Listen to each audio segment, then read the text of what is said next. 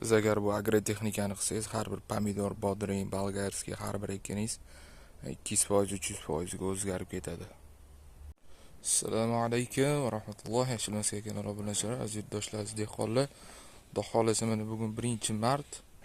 Inshaalloh mana pomidorlarimizni ekkanimizga mana 16 kun, 17 kun bo'ldi. Xudo xolasa bu sort cherry sort hisoblanadi. Sort Milano, juda shirin, cho'zinchoq.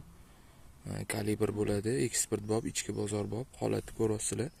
Xudo xolasa bularga agrotexnikasi boshlandi. Inshaalloh eng zo'r usul, eng zo'r agrotexnika.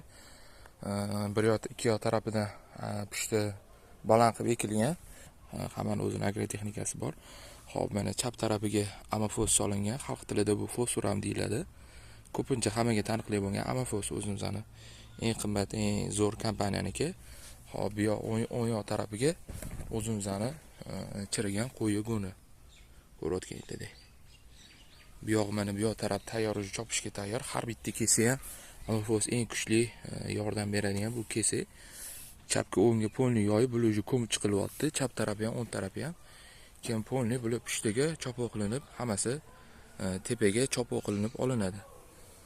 Xudo xolasa mana 16 kun, 17 kunlik cherilarimizning holati o'zingizlikda ko'rib baho berasiz. Inshaalloh like bilan podpisatsiyani bosib qo'yishni unutmanglar. Xudo xolasa davomiyligini, chopoqlarni hammasini noldan ipga olishlarini ham qo'yib ko'rsatib boramiz. Sog' bo'linglar, salomat bo'linglar.